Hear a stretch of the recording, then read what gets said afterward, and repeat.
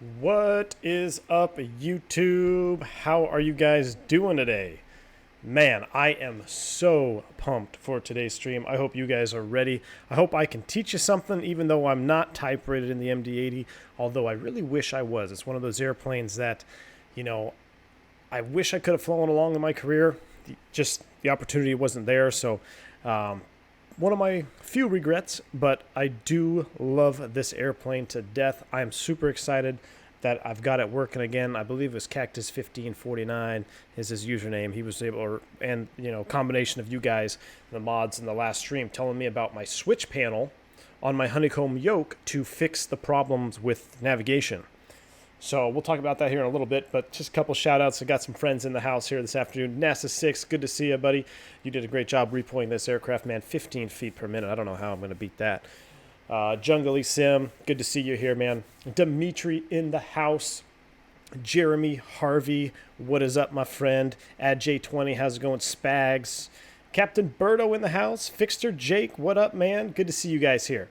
All right, so I am super pumped and excited for today's stream. If you can't tell already, we are in the RotateSim MD80. This plane, when it came out, it's actually a relatively old add-on in X-Plane. But when it first came out, I mean, it was so well done, and I fell in love with it. I flew it a ton. And then I started having stability issues with my PC, where my PC was crashing with when I was flying it.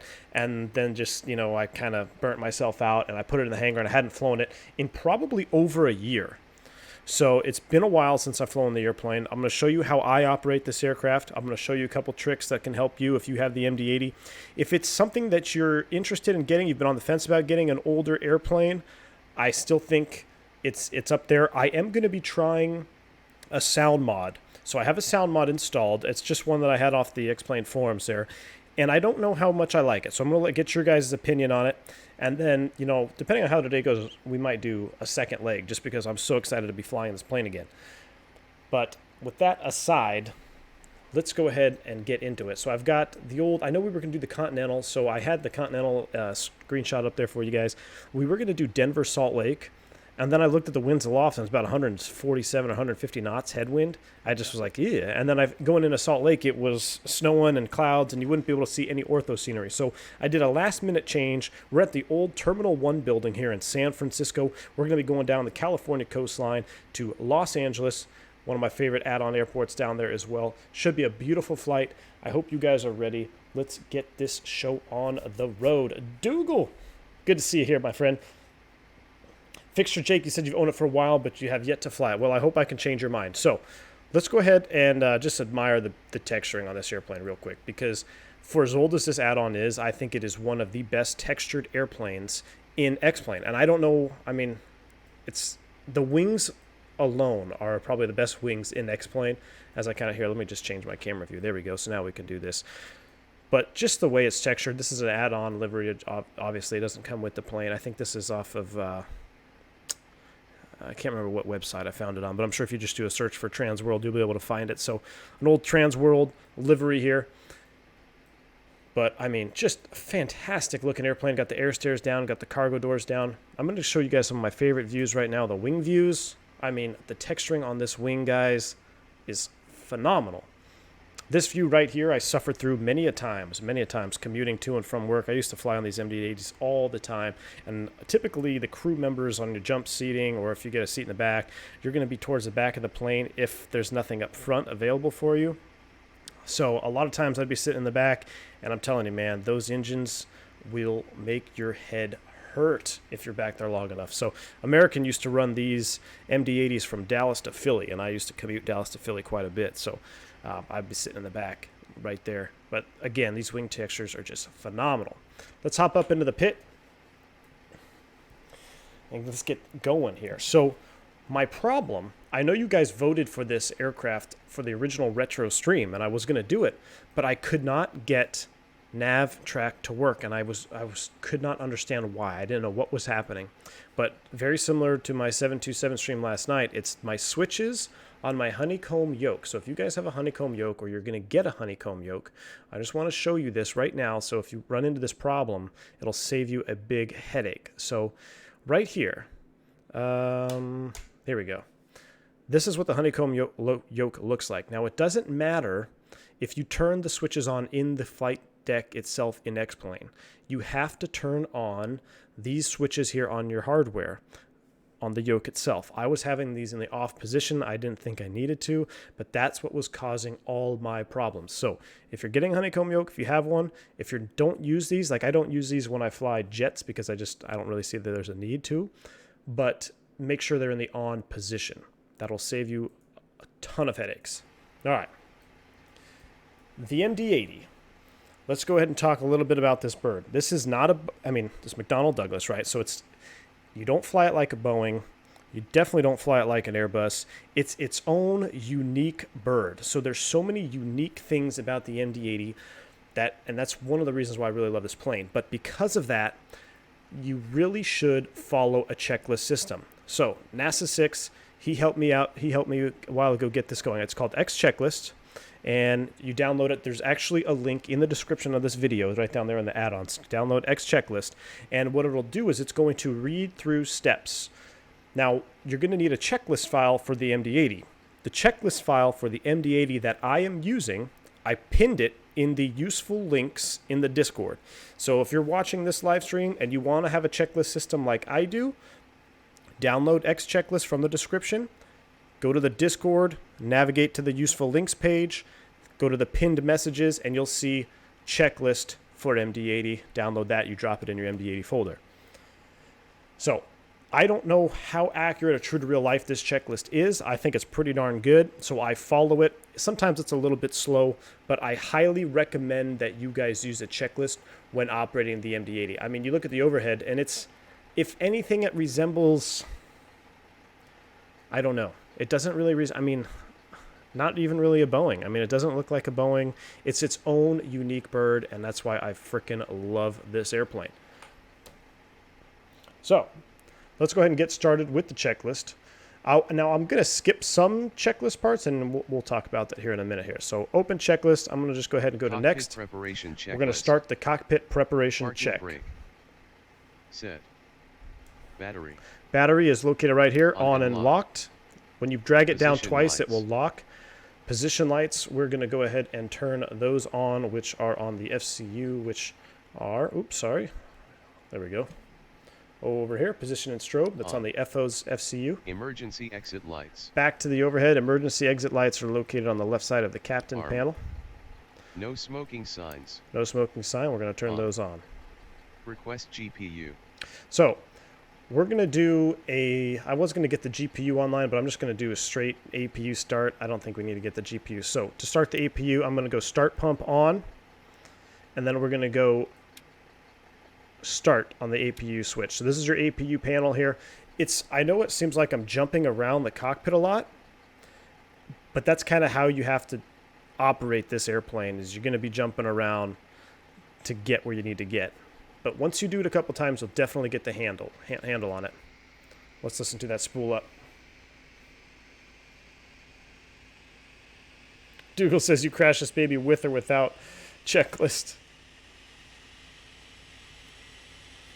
All right, so I am using a sound mod. You guys are going to have to let me know if you think it's better or worse than the default sounds. The default sounds are awfully quiet. But I will say this, being up front on the MD80 a lot, the cockpit is virtually silent.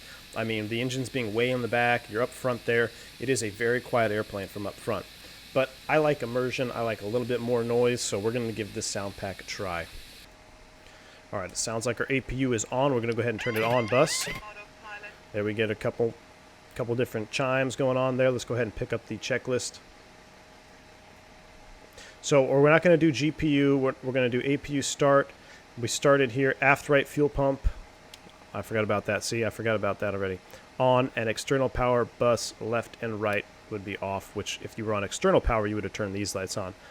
But we've done with that. HP bleed. Now we're going into the cockpit prep. So just kind of follow along here. HP bleed, we're going to go both on, which is the middle position. Both on. Galley power, we're going to turn that on for the flight attendants. Windshield anti-fog. On. Windshield anti-ice. On. IRS 1 and 2 mode. Both NAB. Yaw damper. Yaw damper On. Middle position, make sure it's not an Logo light. override. Logo lights over here On. as well, on. Radio rack. Radio rack, we're going to turn the fan Fan. on fan right Cabin here. pressure. So cabin pressure, Los Angeles is pretty darn close to sea level. I think it's about 10 feet, so we're going to leave it like that. So on X checklist, there are some items you see that don't have the plus. That means you have to manually check them. Set. Altimeter. All right, let's go ahead and do our altimeter. Now, it also says to increase your brightness. So your screens by default are going to be off. Here's your brightness for your PFD, ND, and then we want to do the FMS as well, which is right here. Carter says, yep, this plane took a while to get used to. I had to watch a few videos to get used to the startup. Can you post a link to the sound pack? I will try to find a sound pack link for you. Yes, I was going to do that before I started the stream, but I think I just forgot. It's pretty much, there's only one within recent year. I think it was 2019 release. It's version 2 on the X-Plane forum. So I will get a link here momentarily once we get rolling here. Just remind me again if I forget. Right now, Active Sky is saying the altimeter is 3015. Now, these altimeters all set at the same time, so I don't have to go set individual ones. So those are set. Fuel used reset, which is right here on the bottom of your flight instrumentation. That is reset. Hydraulic pumps 1 and 2. A lot of guys end up looking for these. Both over here on the right-hand side. Takeoff condition. Takeoff condition, we're just verifying that we're 00 CG and flap right now. That is CG good. 0 and flap 0. Transponder. 2000 and standby mode. Transponder is set 2000 and Checklist standby. complete. All right, cockpit preparation FMS checklist is assistant. complete. We're going to skip the Rep FMS airport. assistant because I'm going to go ahead and go through that at my own pace here. So you can kind of get a handle on how X checklist is working.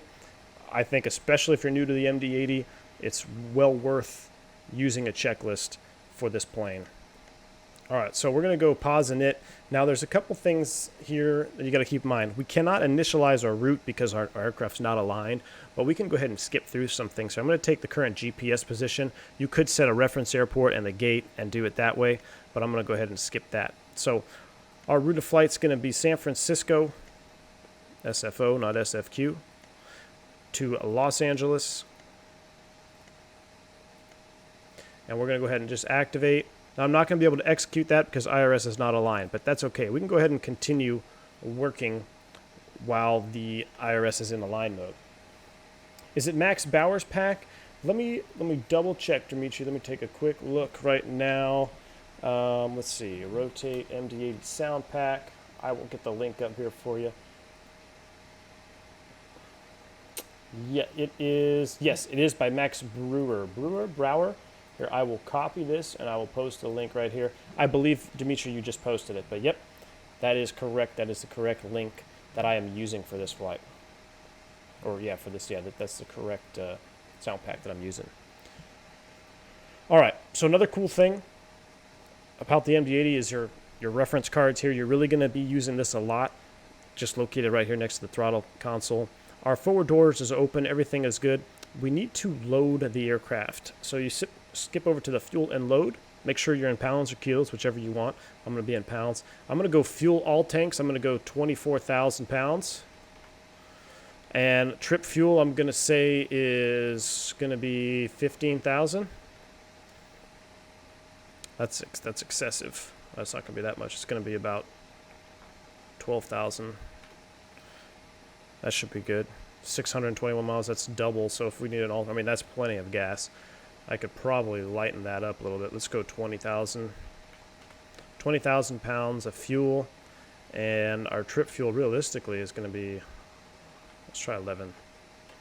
Hour 41 minutes, 563 miles. That's good with an alternate and all that stuff. So make sure you have that set. Passengers forward and aft. Let's go ahead and do an even 100 today. Let's take 50 and 50. As far as cargo, I'm going to go 250 in Station B and 250 in C. 500 pounds of cargo.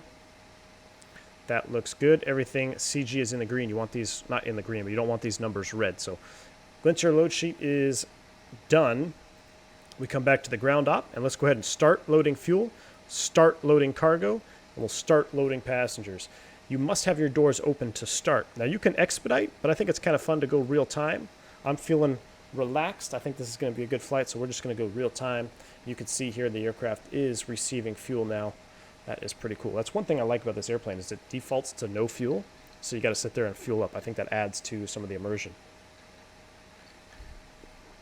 We've got our ND aligned, or PFD and ND, or FMS, the IRS has been aligned. You can see that here with the ND and PFD. So we can go ahead and continue on. I'm going to actually skip back to our route, execute that. Let's go ahead and departure arrivals. We're going to depart San Francisco. Handy dandy charts here. Where we got? We are going to be taken off of, winds are 03. So yeah, we'll take off northbound runway 1. We're going to take off runway 1 left on the, what do we got? Stick 4 out to Burgle.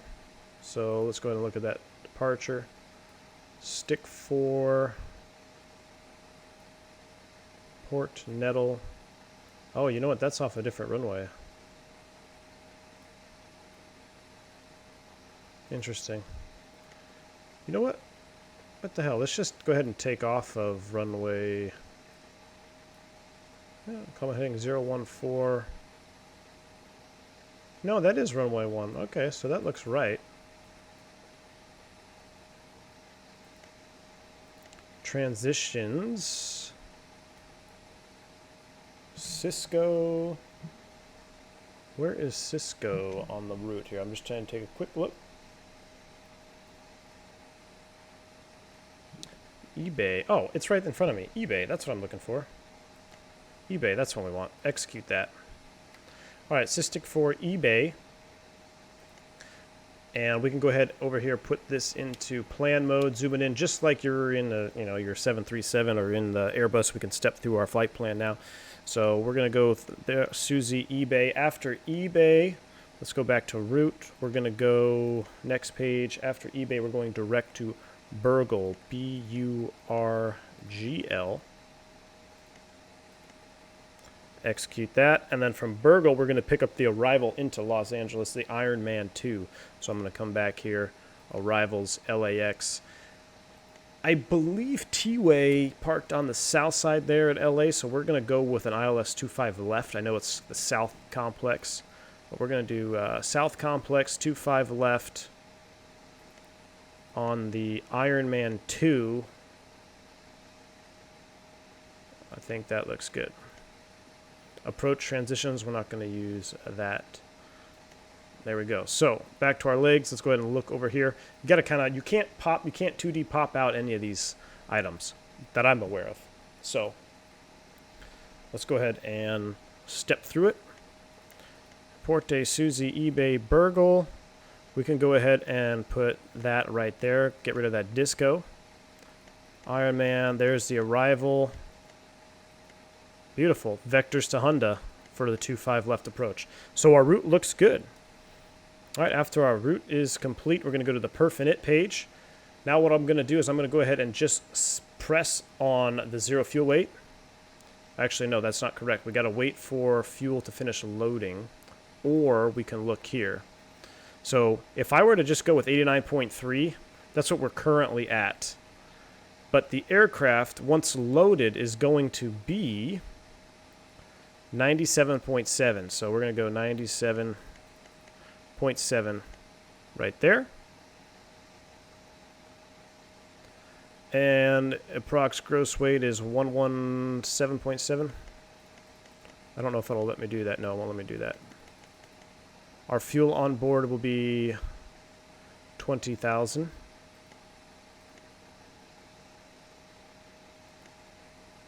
Actually, will it? Let's see.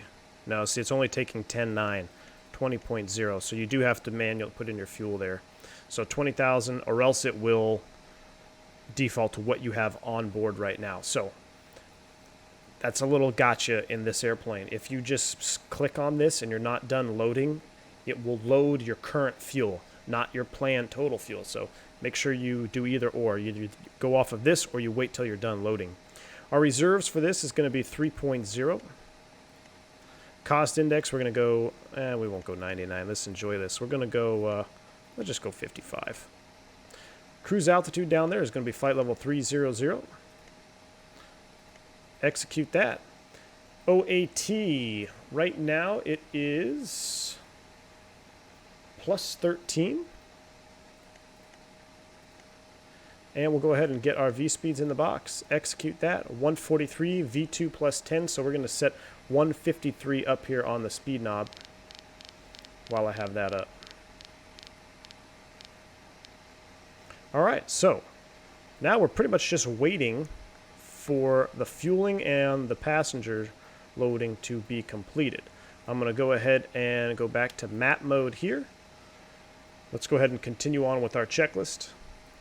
So FMS Assistant, I'm going to skip the FMS part. Before start checklist. All right, before start checklist, APU bleed air. We're going to wait for the rest of the loading process to complete. So just about another minute or two. Let me get back to the chat here while we wait to finish the loading process. I am drinking. I'm on vacation, guys, so vacation starts today, so I'm not going to be here this weekend. So I do have myself a little cocktail, courtesy of Denzel Washington from Flight, when they flew that hybrid MD80 717 thing upside down, if you guys have seen that movie. He liked to drink the vodka orange juice. I figured I was feeling in the spirit of Denzel. We're going to do a little vodka orange juice on the way down to LA. So if you hear the ice rattling, that's what it is. Redux, I'm going to scroll back in the chat here. I apologize, guys. I was getting the box set up. Redux, how's it going, man? Good to see you here. Welcome aboard. What scenery am I using at SFO? It's just a freeware Mr. X, Chris Hansen. Nick M, how's it going, man? You're the guy that, I believe, aren't you Cactus in the Discord? So, because of you, man, thank you so much pointing that out about the switch panel yesterday. You're up over Canada en route to O'Hare with a 138 knot headwind. Ouch. Dimitri says there's a sweet PFD mod for the dog. Ooh, I'll check that out. Definitely. This FMC has never let me down. I agree, Spags. This airplane is freaking good. Daniel Smith trying to watch me and Flight Deck to Sim at the same time, huh? Oh, boy. I hope you can multitask. Pilot Boy, do you find it annoying the Airbus on the ground with batteries on? You can't display anything, where on the Boeing you can. What do you mean you can't display anything without batteries on? You can turn it, you can go ground power with batteries off and have everything running. It's just as soon as your ground power disconnects, you're not going to have anything. But most of the time with batteries, you're going to get quite a bit of stuff in the Airbus. Careful, the V-speed should only be done once you have set the flaps. They will be different. Brian Gentle, you're right. You're right. We are going to have to reset that. I think you're right. Cardis says, one thing I'll mention, V1, the much like clicking the box for weights with the V-speeds, you have to wait until you're fully fueled and the flap is down. You're right. You guys are right. That's got the same thing I got you with the clicking on the weights thing. Yeah, so we're going to wait till it's fully fueled, then we'll reset the speeds. Vodka no J's, Denzel would say, my man. Yes, sir. All right, looks like we should be just about ready to go here. Let's take a look at our boarding card. 7 seconds, we're going to finish boarding.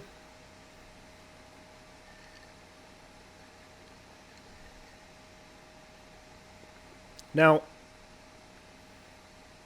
will it give me the incorrect V-speeds? Let me ask you guys this.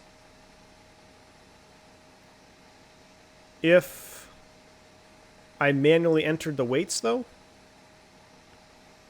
Because I manually entered the weights of what we're expecting. So, does the V-speeds reflect off of the flaps? We'll see. Let me just do a quick check here.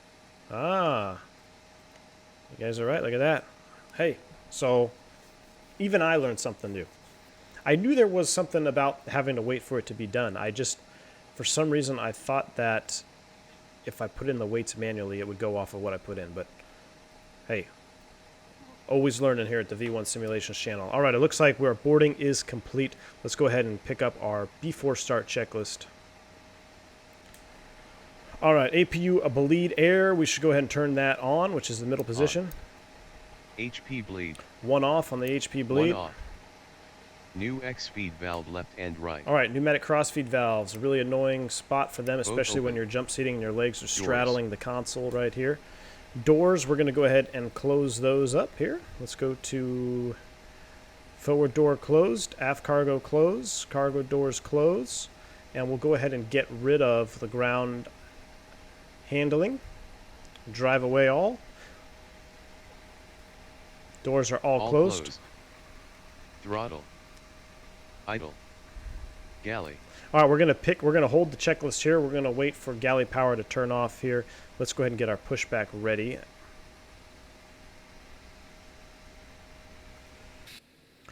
So we're gonna push back. We're gonna push straight back, and let's have them tow us forward to the top of the alley. How's that sound?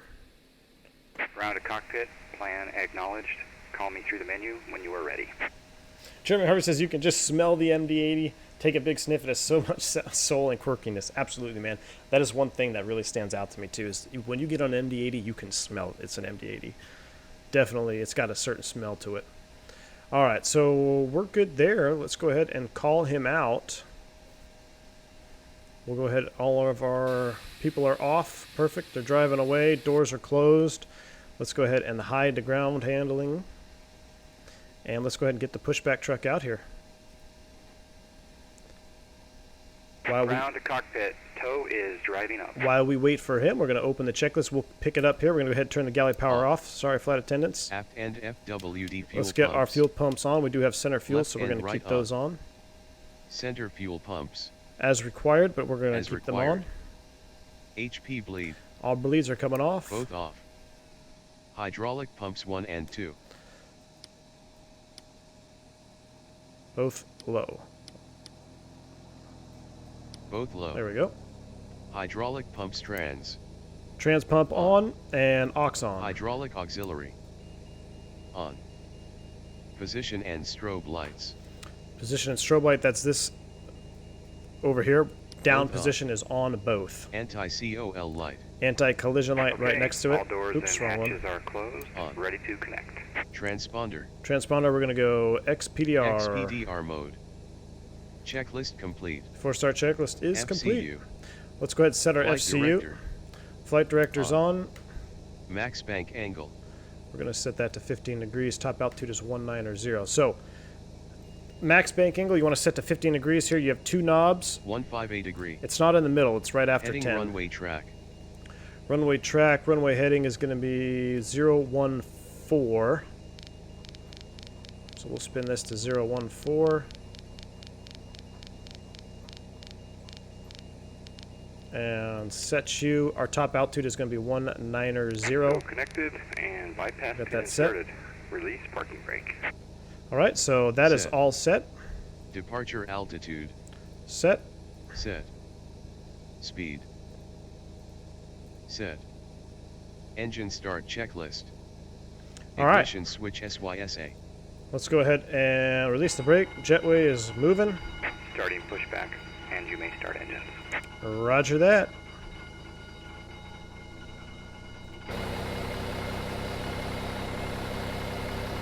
Oh yeah. Spirit of Long Beach. Go figure. Going down to LA. Carter says, I think it's only if the flap is not down. Okay. Always do the V-speed once you start and on the flaps. Alright, interesting. The wait thing is to do with CG. It changes on that page. That's why I said wait for loading and flaps go down. Alright. We will definitely do it again with the flaps in the down position.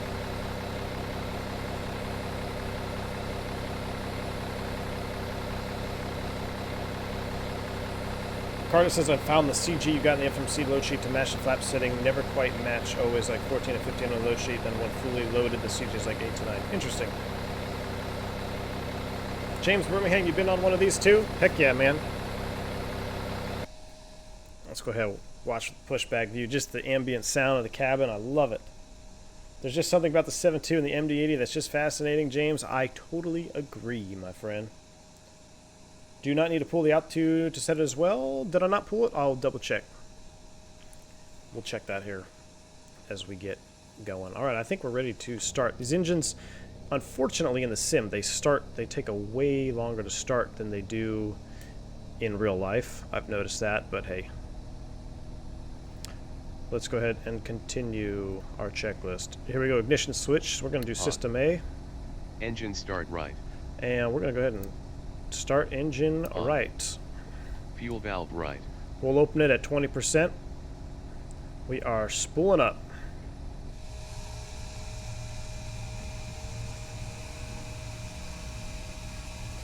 Most MD pilots put 250. Okay.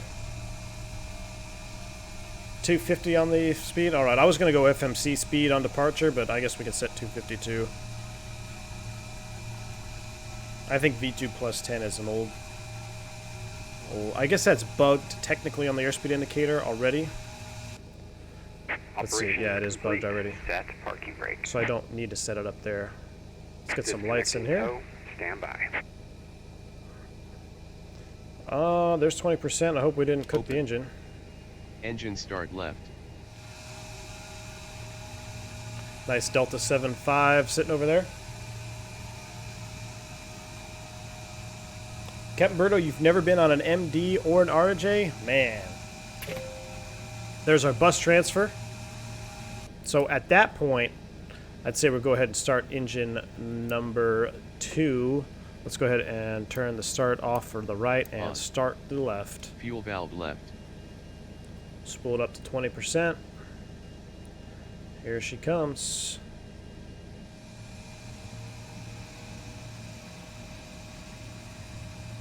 Tow is disconnected and bypass pin has been removed. Hand signal will be on the right. We'll see you next time and have a great flight. All right, thanks for the smooth push. We'll see you next time.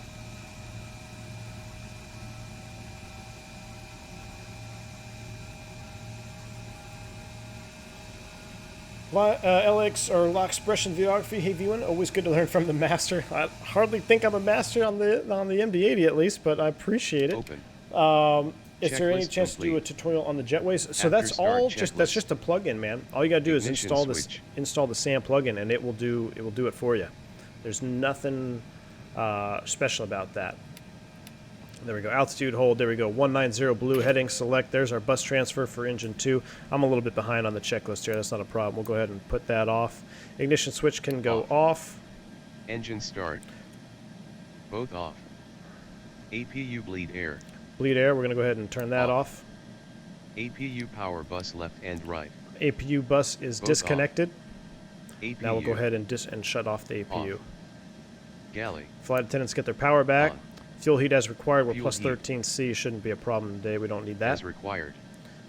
We'll get Ice our protect anti-ice meter ready. cell heat. Captain is set. Hydraulic pumps 1 and 2. They're going high. Both hot. And then New the cross X-speed speed valve valves left and right. are Both closed. closed. HP bleed. Turn on some air conditioning here. Both auto. There we go. Speed brake. Speed brakes, we're going to arm those. Arm. Takeoff condition. All right, so let's go ahead and do our takeoff condition and set. So these are what our speeds are showing right now. We're going to do a flap 15 takeoff. So let me get to right here. So we know our CG is 17, so I'm going to set 17. Then we're going to do a flap 15 departure. So let's go ahead and set flaps 15. Our long trim needs to be right about 5.6, so I'm going to start trimming it down. You can barely see it moving. There it is. There's our classic MD80 sound. It means the trim is moving. Stabilizer motion. So I'm going to set it right there. Sometimes, I'll show you here, we'll do a takeoff config warning. Sometimes you have to fiddle with these just to get it lined up to get the config to be quiet. But all right, our flaps are set. Trim CG is set. And flaps set. Trim. Set. Flaps. Are in the takeoff position. Auto brake selector. Auto brake selector. We're going to go takeoff. After start checklist complete. is complete. Taxi out checklist. We'll hold there. I want to look at the speeds. So our flaps are set. So you guys are saying if I come over here, these will be different? Interesting. Oh, they're way lower now. But you know what? Aren't those the speeds the same that I had when I put in the load sheet speeds? I don't know. All right, we'll use those speeds. That seems a little bit better. I thought 150 seemed high for flaps 15. But that looks good right there. So we're going to go ahead and leave that. We're going to put that into weather TCAS, seatbelt sign on, and back to the checklist. Seatbelts. On. Nose light dim. Nose light. Dim. Timer. We'll start the clock. Run. I don't know why that's in that check. I don't really like Parking that. brake. Release that. Released. Brakes. Brakes are tested. And flight controls checked. Weather radar TCAS Checked. is set, so I gotta click these here. Flight controls. Checked. Weather radar WX/CAS. Set. Transponder. TA, all right. /RA mode. Transponder direction. Above. I don't think ours even has it above, does it? No, it doesn't. Oh, it does. There we go. Above. Above. And then arm the auto brake. So the auto brake is 2. You got to set the brake that you want, and then you got to arm it. So here's our oral config warning. Let's do a test here. So we're good. So the way you test that is you just move the thrust levers all the way up past the takeoff or to the takeoff position, then right back to idle. If you don't hear anything, you know you're good. Now sometimes you'll hear like stabilizer or trim or something, and it just means that you didn't quite line up your CG and flap setting there. So try to be accurate when you set those numbers there. So we're pretty much good. None. Checklist complete. Takeoff checklist. All right, we'll hold it there. Ignition Takeoff switch checklist. mode. Let's go ahead and get out of here.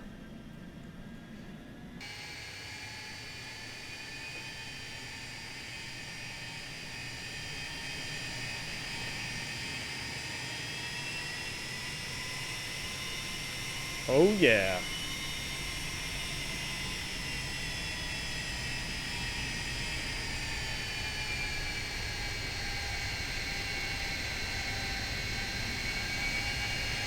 What do you guys think of the sounds? I'm still undecided.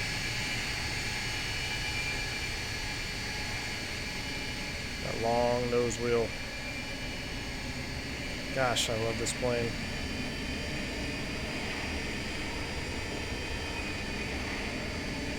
Austrian 279, get out of here, man. We'll see you. Thanks for stopping by. Spags OZ. Oh, talking to car.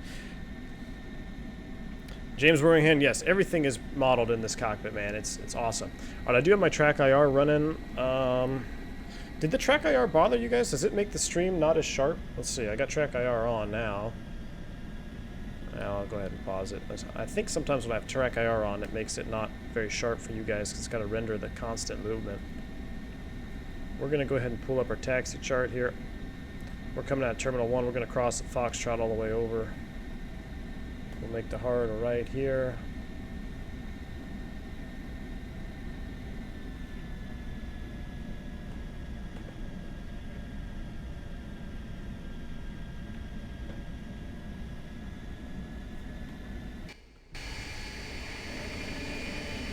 Oops, cut that under. Dimitri, I wasn't here. Did you put the start switch off? Yes, I did.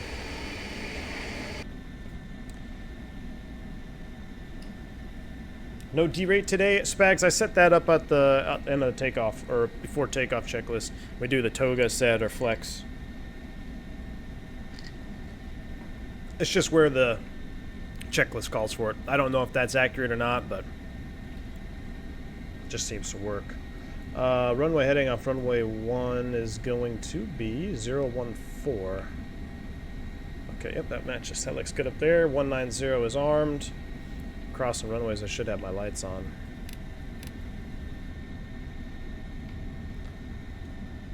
I love this freaking wing view.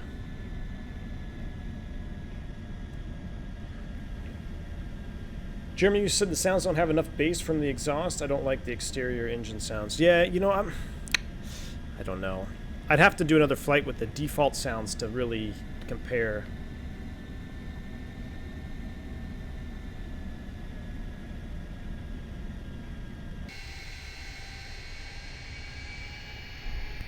Let's turn it up a little bit.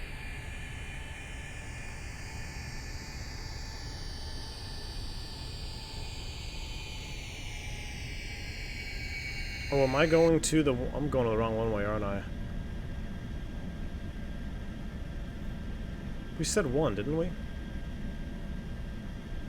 Yeah, we need to go off 1. Alright, hey, we just crossed both ones. And then we'll go ahead and turn around. Because that's what Active Sky was saying, right? We'll go ahead and go down here. We'll just pretend that they wanted us to taxi that direction. Pilot Man 71, it looked like you set up for the ones. Yes. Yeah, good catch, man. I was almost going to the wrong runway there. I'm just so used to going to 2.8. I did set up for ones, though. It is kind of weird to be going off one. But I was looking at my heading there. I was like, yeah, it doesn't look quite right.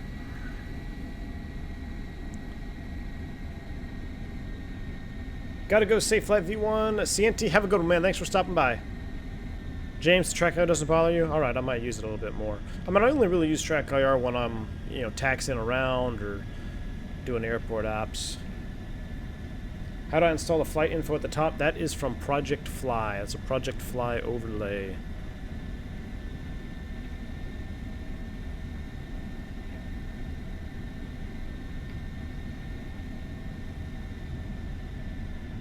Let's do another flyby view here. Listen to this again. Gosh, I love this bird.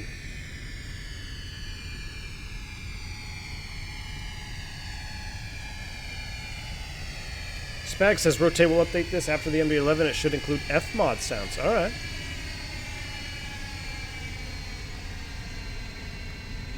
That MD11 is going to be pretty sweet. Pilot Man 71, yeah, for the stick 4 going south, usually get one left. Yes, sir. We'll go ahead and go down here. We'll cross one right to one left. We'll just pretend we had an edict time. They wanted us to take the long way around.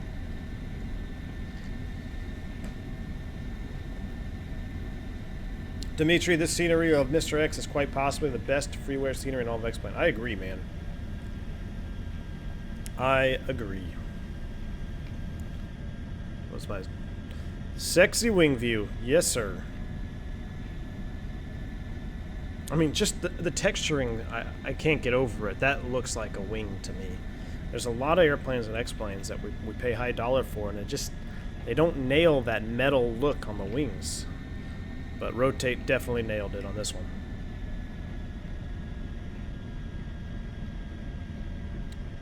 Jeremy says, V1, do you think flying in real life in a cockpit with highbrow windows would irritate you? Probably. I know a lot of guys, when I was flying in the jump seat, man, they would put the checklist, or not, I'm sorry, not the checklist, they would put the safety cards. They'd get a couple extra safety cards, and they would just all be mashed up here in the eyebrow windows, because that sun just comes down and beats on your head, man. Not very fun. All right, clear across one right, line up and left, one left, and then we'll start going through our checks here. Yeah, any airplane that I've jump seated in that had eyebrow windows, there was something jammed up in the eyebrow. Takeoff checklist, let's do it. Ignition switch to on. Landing lights left and right. Landing lights left and Both right. on. They're on right now. Nose light. We'll put it on bright. Right. EPR mode. Alright, so we're either going to do takeoff or flex. We're going to go TO. We're not paying for maintenance. Toga. I will hit Toga once we get going. On. And we will arm the Auto throttle throttles. once it is time to arm them. On. Takeoff and information. Alright, VR rotate 30 degrees until Positive 15. Our flight climb. director, gear Gear up, up, lights off. We know how to do all that, so hey, we're good. You guys ready to get out of here? I'm ready to roll.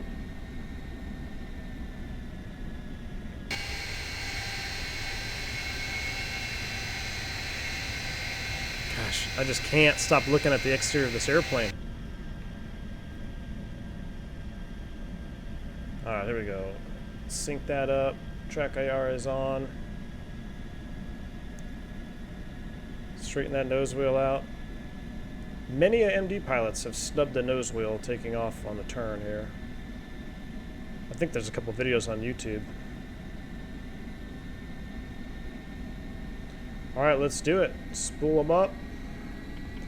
Toga, takeoff, and auto throttle is on. E per takeoff. Let's do it.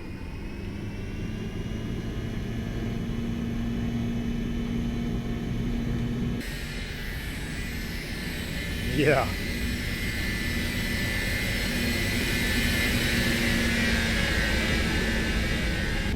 I don't know how I feel about the sounds, but hey, man, I love this airplane.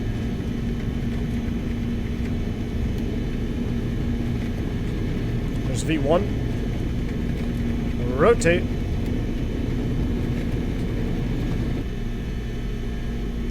Positive rate. Gear up.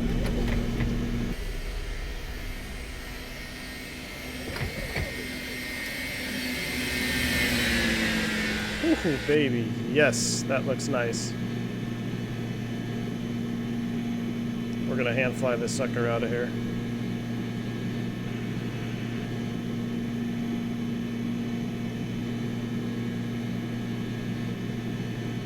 There is acceleration altitude. We're gonna go climb mode. Deeper climb. VNAV climb, FMS EPR, and LNAV. I could have. There we go, nav track. Here we go. We're on the departure.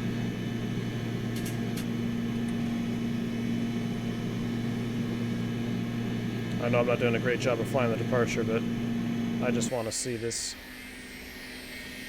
exterior view. Whew. I almost want to turn the autopilot on, but hey, I guess that's the beauty of not being on pilot edge. I can make the departure look pretty ugly.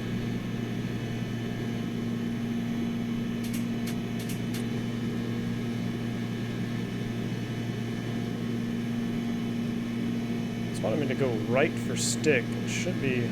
There it comes. And here we go. Left turn, accelerating to 250. Flaps are up, no lights.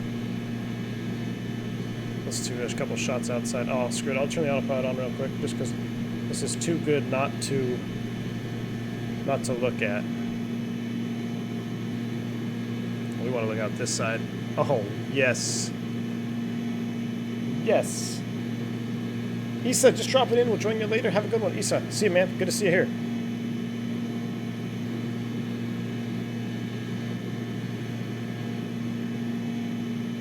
Oh, man. Flyby view. Look at the smoke coming off the back of those JT8Ds. Woo! I don't know. What do you think of the sounds, guys? This is a sound pack. I don't know.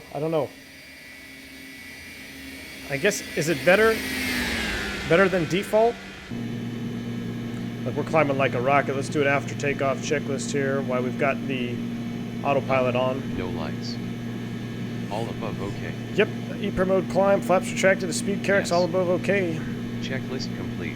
Takeoff checklist completed. Climb checklist. EPR mode is climb. Auto EPR brake mode. selector off. That is in climb. CL. Auto brake selector. Off. Ignition switch. Ignition switch. I'm just getting ahead of the checklist there. Speed Speed brake. brakes retracted. Hydraulic pumps Retracted. off. Hydraulic pumps trans. Off. Hydraulic auxiliary. Off. Nose light. Nose light off. Landing lights left and right. Both off. Seatbelt sign. Auto. Auto. Checklist complete. Yes, sir. We Cruise are checklist. rocking. Man, we're moving. I love it. All right, going back to the Boeing side. Have a good one, Daniel Smith. I know you're juggling both streams there. All right, so I am having an issue with this. This is some throttle noise from my whatchamacallit, my throttles. I know we're level at 10,000, but sometimes you'll see these jump. That's just noise coming from my throttles. So there's a thrust reduction. We got to meet port at 10,000 feet. Here's a flyby at low thrust. Dimitri, you say the sounds are more, the default ones are more believable? All right. I'm going to be honest with you. I don't even really remember what default ones sound like, so I'll do a default one here in a minute. Maybe the next leg if we do another leg. Yeah, I don't know how I feel, man. I do know that ortho is looking juicy right now. This wing view, I mean, this looks real to me. Does this not look real? This is straight juice right here. I mean, I'm going to need some more OJ because of all this juice. Look at the mountains down there. My goodness. There they go. Here's a spool up sound. We're in the VNAV climb. Honestly, so the sound that I'm hearing right now from the airplane, it sounds like you're sitting right here, no matter where I go. So there's no 3D sound cone with the sound pack. So the sound that I'm hearing right now, it's believable if I were sitting right here from this view. This is the view that you would hear this noise. But when I come up here, it should be almost quiet. And the cockpit should be quiet. So yeah, I don't know. Maybe we can do a tweak here on the sounds. Let's go sound. Will that make a difference? A little bit. Let me lower it even more.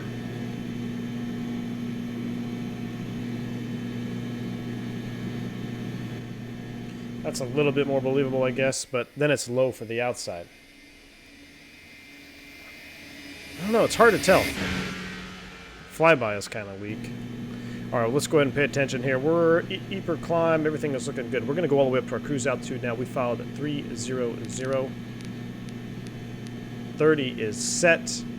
Come down here to our FMS. We're in the climb phase. Flight level 300. Target is 79735. Beautiful. Back over here, let's zoom out our ND. You know, it's funny, is I almost feel, as quirky as this airplane is, I just feel like it's almost more intuitive than a Boeing. I don't know. Like just having the map right here, I can change my map. I don't know, maybe it's just me being partial to the MD80, but alright, everything is looking good in the cockpit. Let's go outside again.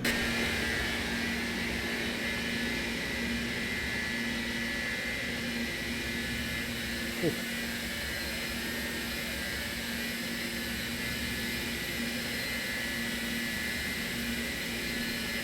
Yeah, it definitely does need an F-Mods bags. I totally agree with you, man. Totally agree.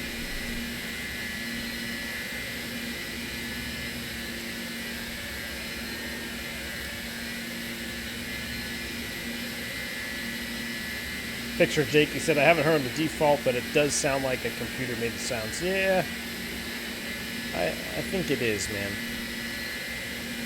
And the fact that there's, I don't remember, do the default sounds, do they change? Is there like a 3D cone with the default sounds?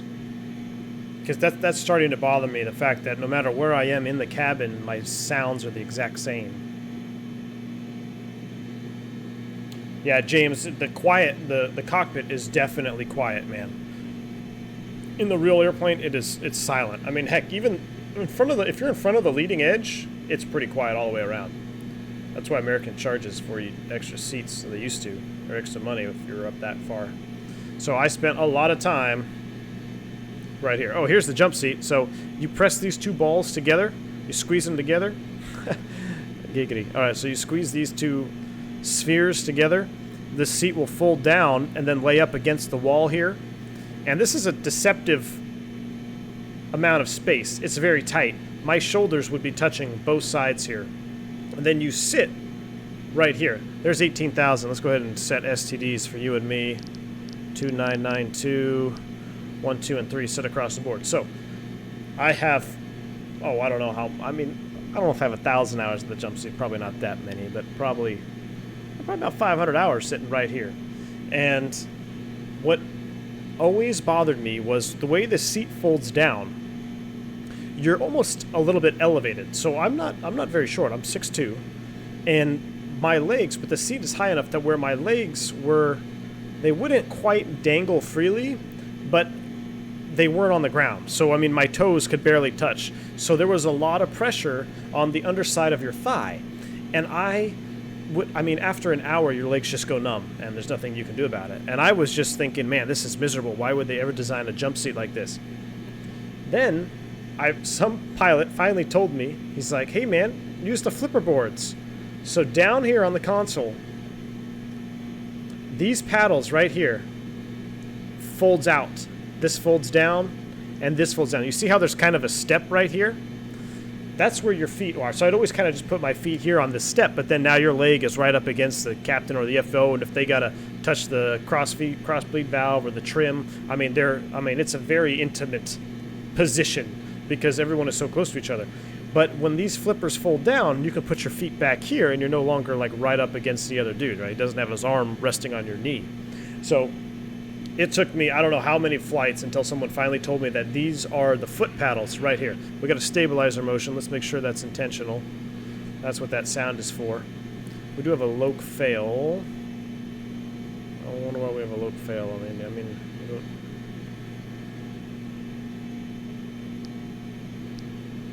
there we go. I'll just tune something else.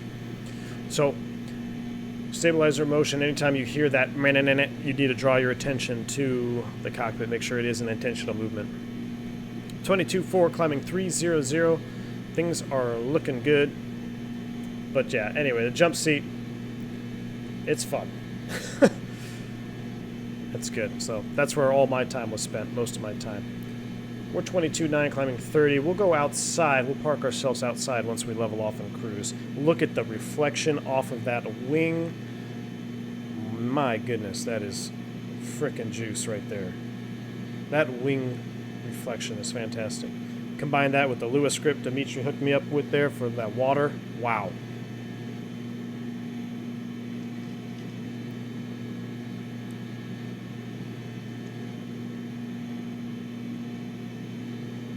Evening Cap, Steaming Spoon, welcome aboard, man. Good evening. Dimitri says, or a BSS pack, just saying, you know, I thought about that, but I don't know. I guess he could do a BSS pack. I guess he could fly around on Delta. Delta's the only, I think Delta's the only carrier in the U.S. anyway. I don't know if BSS or if Comrade lives in the U.S. or if he lives elsewhere, but I guess he could fly around on a Super 80 at Delta. I think they're the only commercial operator that's got them going. I think Allegiant got rid of all theirs. Yeah, off the top of my head, I don't think there's any other 80s flying around now. It's just Delta.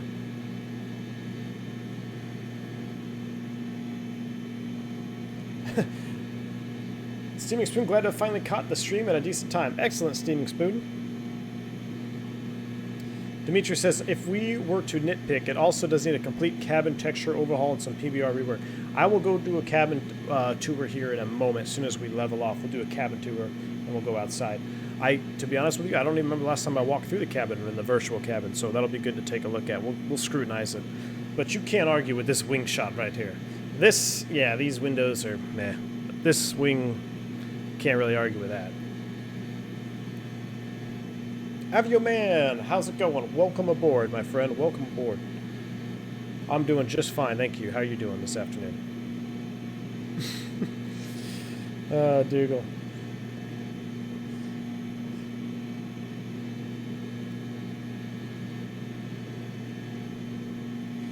Steaming Spoon says, are you excited for the new IMDimitri Sim 8300 600? It looks pretty good. I have not seen anything about it. I remember, I think it was, I don't know if it was you, somebody posted something in the Discord about a possible 8300. I didn't look at any of the pictures or yet though, so if there is a 300 coming, I think that'll be pretty fun. I've never, I've obviously never flown an A300 either, but I think it would be cool to see. I love Airbus, I love all things Airbus, so I think it would be really fun to see how an older Airbus was modeled and kind of see the similarities and differences from an old Airbus, from the A300 to, what I know and what I'm current on right now in the narrow body family of Airbus. So that would be, if it really is coming out, what's the release time on that? Is it relatively soon, or is it one of those projects that they get, announced early on and then go by the wayside? But if it is true, I would be extremely excited. James, you said I can see how it could be awkward, touchy-feely on the jump seat. Yes, sir. Definitely can be awkward. Does Delta fly the 80 or the MD80 and 717? Does Delta... Yeah, they fly the 80, they fly the 88, and they also fly the 717. They got a bunch of 717s from AirTran, and they're all, they're really nice. They're retrofitted cockpits, glass cockpits, pretty nice. They got the 717 and the Super 80. Or I think... do they have the MD80? I know they have the MD90 as well. He was in Puerto Rico but moved to Chicago. Awesome. Well, he definitely would have some time to fly on an MD90 at Delta then. So, Carter, you said it is the MD90? All right. Yeah, I wouldn't know really too much more that, 80, 90. I do know they have the MD, the Mad Dog family, and the 717. Absolutely. All right. Let's see where we are. We're 1,000 feet to go. 29, climbing 30. How are we looking here on our flight plan? That looks good. So I want to always sync your heading bug. There's our 1,000 to go. Sync your heading bug. It's one of my pet peeves. All right, let's make sure she levels off nicely. We'll go ahead and get the seatbelt sign off. How's our fuel? It says center tank fuel low. Seatbelts off. Our center tank is empty. We'll go ahead and kill those center tank pumps. Emergency lights. Ooh, that's the wrong switch. Hold on. What did I move around up here? Let's take a look. There's our spool back. Emergency lights not armed. Arm. There we go. Seatbelts on. Seatbelts off. Perfect. All right. That's what I wanted to do. We're leveling at 30073 Mach. Beautiful. Why are we going down? There we go. Just a little hiccup there on the level off. Not a problem. All right, ladies and gentlemen, we have now reached our cruise altitude, 30,000 feet. Sit back, relax, enjoy the ride. Let's get a flyby in here, and then we're going to go through the cabin. Yeah, I don't know if I like that flyby sound. I don't know. All right, let's go ahead and take a look around. I don't think you can open the door. What does this do? Oh, you can. Cool. All right. Welcome to the Rotate MD80 cabin. You can definitely see. So this is where the age of the airplane will show. Definitely going to show here. We still got some nice to get the handset, flight attendant jump seat. That is a large jump seat. I don't know if they're that large in real life. Somebody is in the lavatory, it looks like. Red is occupado. Let's see, is there a toilet? No toilet. I don't think there's a single X-plane aircraft that has a toilet. All right, let's go. Yeah, I mean the seats aren't terrible, but the cabin is a little bit lacking. But you know what? With that in mind, man, the performance. You must say that the performance of the MD80 for how complex and how everything is modeled up there in that cockpit systems-wise, the performance is really, really good. So I can see two sides of the coin here. This cabin is definitely not the most updated cabin to X-plane standards, but the performance of this aircraft is phenomenal.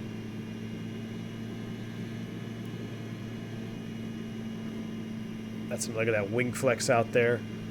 Whew. Beautiful wispy clouds over the mountains. Carter said it was sitting in near release beta testing at the moment, according to the update a few days ago. Really? So it is closer to release than I thought. Okay. I'm going to have to take a look at it. I'd love to get my hands on an A300.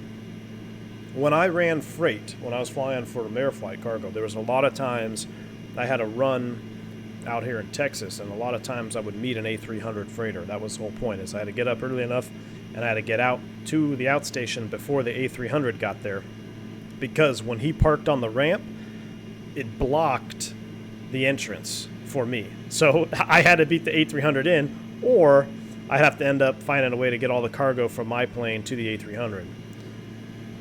So it would be pretty sweet to have an A300 X-plane.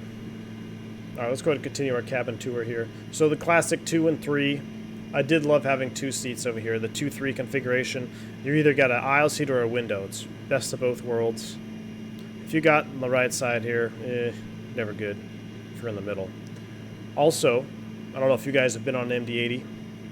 Those who haven't, those who have probably know this, but a standard size rollerboard, roller bag, suitcase, you cannot fit it vertically in this side of the cabin. You can fit it in this side of the cabin. So being a commuter, right, and being on these planes every week, twice a week, sometimes more, it always amazed me at how I'd be sitting here in my seat, right? I'm over here just chilling on my aisle, and I'm watching some guy try to put his full-size rollerboard in this overhead compartment. and you can't close the latch because it's sticking out. And I mean, you just sit there and watch for 10 minutes. That's why I think it's very important that young children play the shape game, you know, where you have like that big sphere and there's a star, a square, and a circle, and they have to put those plugs in the hole and they only fit in the correct holes. The star will only go in the star, the circle will only go in the circle.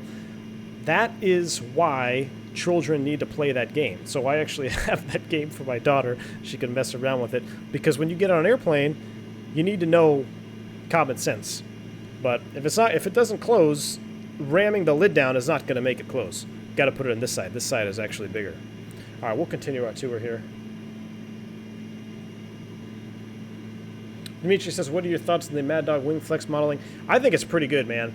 I was recently on a Super 80 for Delta, and I was sitting right about here, actually. And I posted the photos a while back in the Discord. And I'm telling you, man, these wings do flex quite a bit.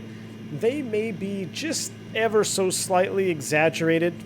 It might just flex a little bit more than normal, but it also depends on loading of the airplane. I mean, when you take off and you're looking at the wing, you look straight down the leading edge on the takeoff, you can really see the flex. Now, in cruise, I don't know, it looks about right. Let's go outside real quick.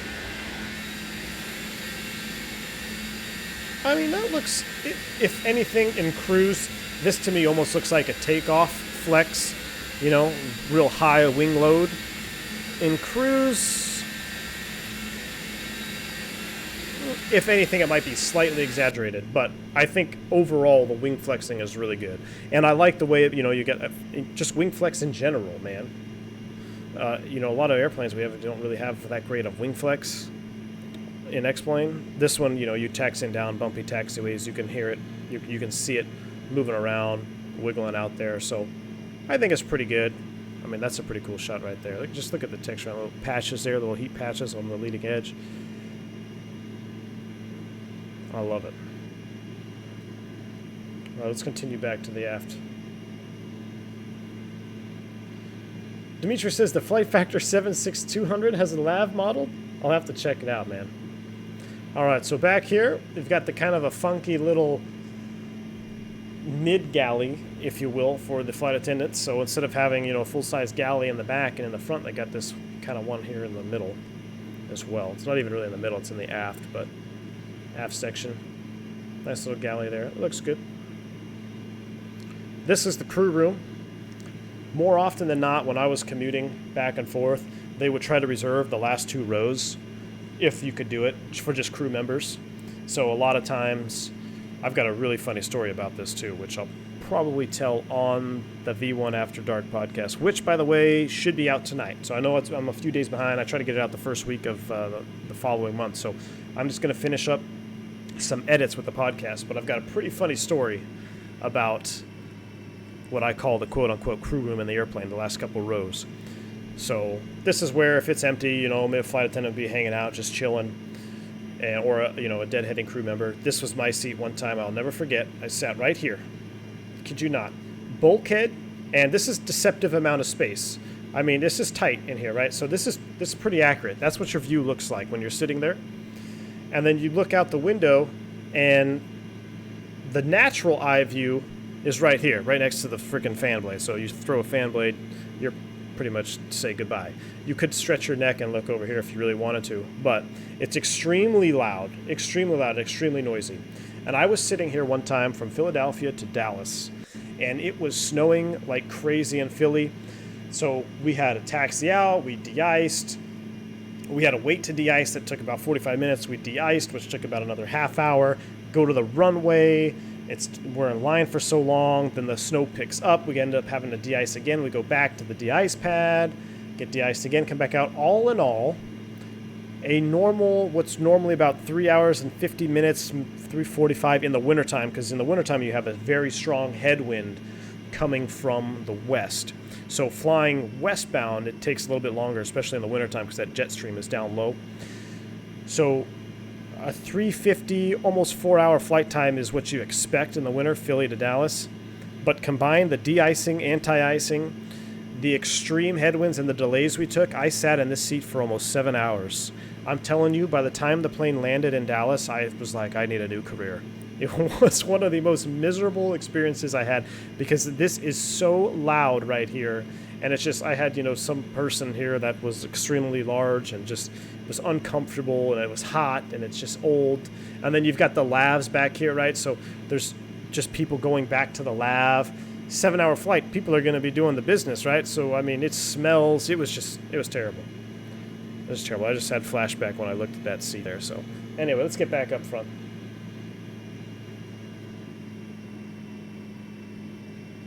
Dimitri, got to run. Pick up kids from school. Hope to catch the landing. Have a good one, Dimitri. Thanks for stopping by, man. Drive safe. But yeah, the 3D, the lack of 3D sound cone is what bothers me a little bit. But hey, I guess that's to be expected. Kevin Simpson finally caught one live. Excellent, man. Welcome aboard. Look at this cockpit. This is pretty sweet. How are we looking? Top of descent is out there. Let me sync the heading bug a little bit more here. Beautiful. Top of descent's coming up. The nav track, VNav level, everything looks good. Let's go outside.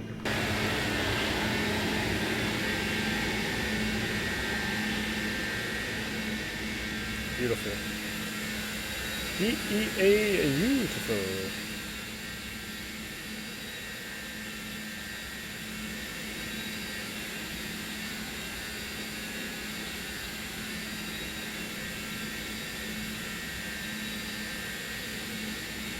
Carter, or was it a square peg in a round hole? Yeah, man. Frank C., the shape game. That's what it's called. Yes, the shape game. I encourage you, young men and women out there, if you do have kids, if you haven't already, make sure they play the shape game. It will make their life so much easier when they get on their plane.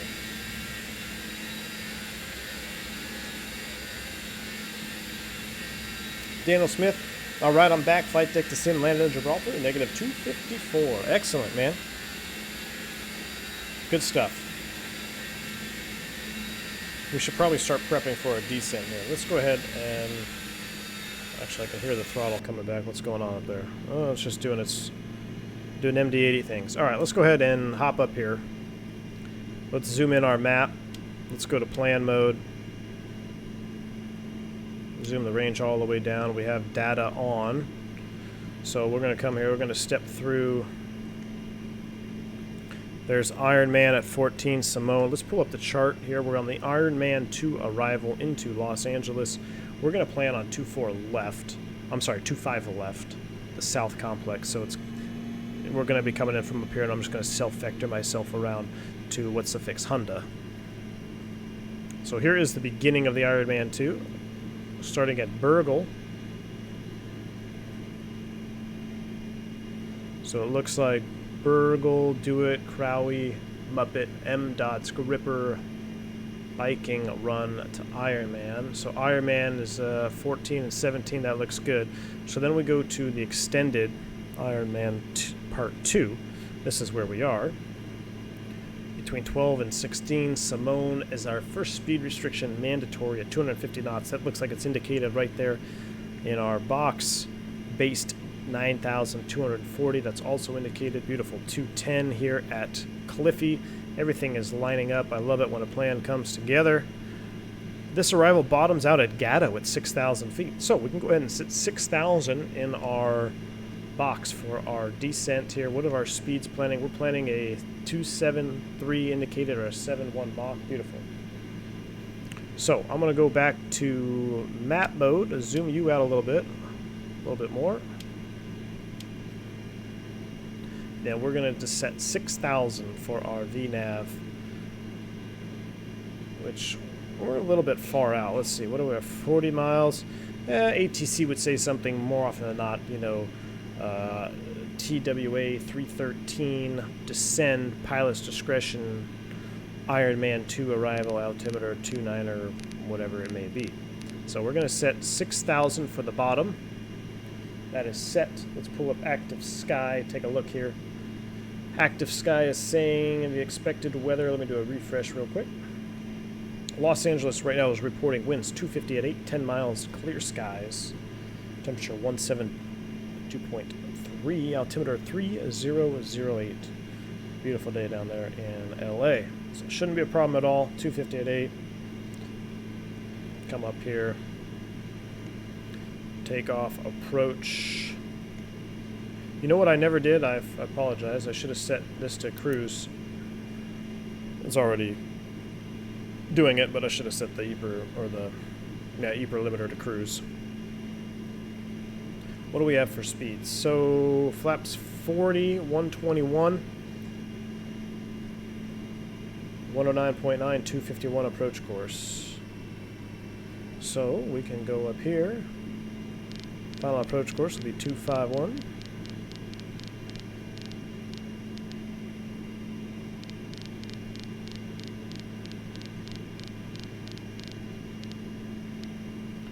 And we're looking at 109. Subscriber ahead. Look up. Viacone just subscribed. Thank you so much, man. I'm glad you're enjoying the content here. Thank you for subscribing to the channel. And welcome aboard. 109.9 is our freak. 109.9. Loc fail because it's out of range right now, but that's normal. We can live with that. 109.9 is set. We're not receiving a loc right now, so I'm going to leave it in 110.9 so I can just keep the nav track up there. Alright, that is pretty much set. What do we want to do for auto brakes upon landing? We're going to do medium. We'll arm those when we get a little bit closer. How's our checklist doing? Are we missing anything? EPR mode. That's in cruise. CR. Transponder direction. Transponder we could have put that into neutral a while ago. Neutral.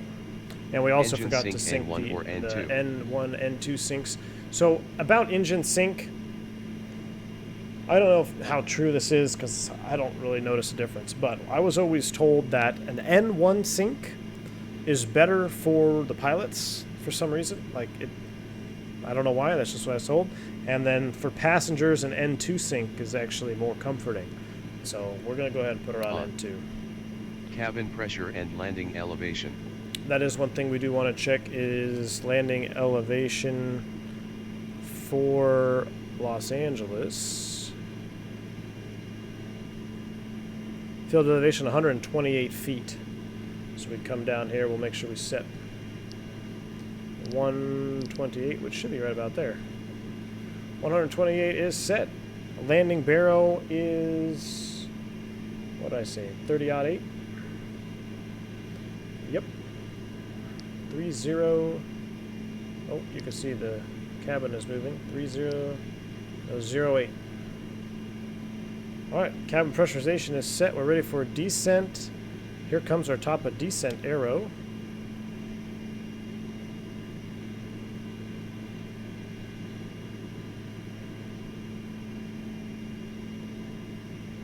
There she goes. VNAV descent. Down we go. Set. Checklist complete. Descent checklist. Altitude Is set. set. EPR mode goes to climb.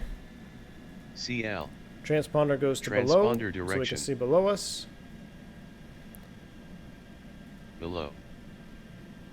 Cabin pressure and landing elevation. Set. Set. Engine sync. Well, we just turned it off, and we're going to turn it off now. Seatbelt sign. We'll go ahead and get that back on. On. Landing lights At left and 10,000 right. feet, we'll get the landing lights on. So descent checklist right now. To transition is complete. Down we go. That's a cool shot. Greetings from Germany. Viacone. Greetings, man. Welcome aboard. Kevin Simpson, you saw something about these types of planes and how they can superstall? Yeah, with the talking about the T-tail. Andrew, back at it, catching another stream. Currently flying my 30-minute SUMU to SABE flight on X-Plane. Excellent, man. Welcome aboard. Glad you could catch the stream. PilotMan71 says, I used to joke at my last airline that all new hires in the interview need to be tested on a roll-aboard spin. Bag skills via an obstacle course. Yes, I agree with you, man. 100%. I would like experience the Mad Dog if possible when I travel up north. Definitely, Berto. If you get an opportunity to get on a Mad Dog, you got to take it. At least once, you know, because I don't know how much longer they're going to be around in general. I'm sure there's going to be some countries that keep them for quite a while longer, but they are becoming increasingly harder and harder to find.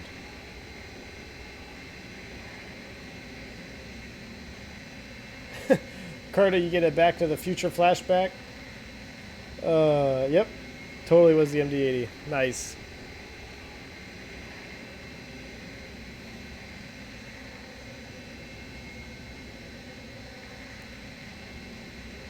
It was a hybrid, was it, Daniel Smith, between a 727 and a Mad Dog? It was kind of a hybrid. Spag said a real-world pilot on XP stream said nothing less than 140 would fall out of the sky. Really? I do know they land fast. I do know that you got to land it like a corporate jet. There's a couple jets that... It's that T-tail, man. Anything... a rule of thumb for you guys, if you're flying any airplane that's got a T-tail, and what I mean by T-tail is something like this, where you don't have your elevator down here by the empennage, or I guess this whole thing is empennage, but attached to the fuselage of the bulkhead. When you've got your horizontal stab up here, this is what's referred to as a T-tail. Any T-tail airplane, whether it be a Piper Seminole, a Duchess, an MD80, corporate jets with T-tails, if you get slow, this T-tail is going to stop flying. When this stops flying, this starts to come down because you no longer have any authority back here with your elevator. So that's why it's extra important when you have a T-tail design that you are on your speed and you make sure that you are not getting too slow. So maybe that's kind of what he's referring to.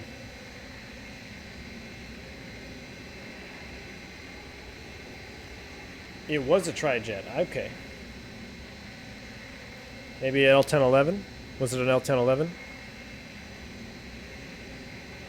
Jeremy Harvey says, V1, have you ever been on the CRJ 200? Yes, I have. My flight attendant friend who works on them hates them. If the MD80 jump seat is bad, imagine CRJ 200. Yeah, any CRJ jump seat is freaking miserable as well. I've had the displeasure of being on the CRJ jump seat a couple times. The Poo 100, as it's often referred to. Matter of fact, I believe we got an active member in the Discord, Phantom 320. He's an Airbus pilot as well. He used to fly the CRJ. So I'm not typed on the CRJ. I never flew it, but he did, and he's made some references to that airplane as well. But yeah, the CRJ is extremely cramped. The ERJ 145 is cramped. All those regional jets. Honestly, the best jump seat for a regional is the Embraer 170, 190. The jump seat on that is like, it's almost better than an Airbus jump seat. The Boeing jump seat is, it's pretty crappy. If you get the second jump seat, the one behind the captain, it's freaking miserable. A lot of airlines don't have that jump seat installed, though. It just kind of depends on what airline you're on. 75, 76 is a fantastic jump seat. A330's probably got the best jump seat cockpit in the house. I mean, you can lay down, do yoga on the floor on a 330.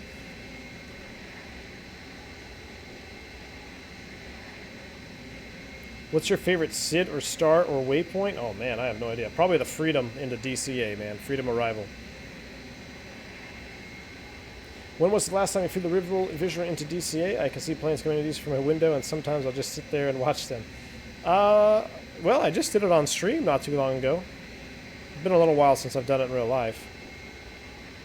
River Visual, though, man, it's a great approach. I love it. How do I like active sky for X-plane? Any weather popping issues? No, other than the standard reloading of weather, which I don't think can be avoided with any plugin. I don't know if, what's it called? X-Enviro is different. I've really been tempted to get X-Enviro. Man, look at that shot right there. Oof.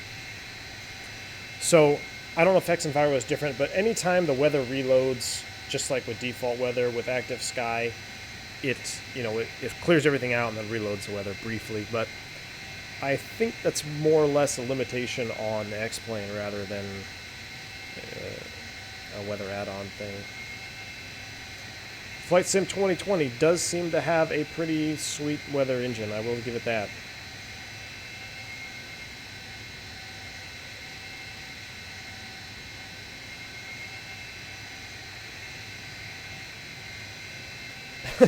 Steaming Spoon, the test guys doing stalls in this plane. Yeah, man, there was, you can imagine, there was a lot of wind tunnel testing done with this airplane.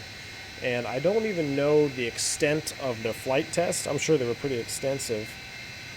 But I'm sure they had some severe restrictions. It looks like we're turning. Are we already down on... Oh my goodness, we should pay attention. We're at a 13.9.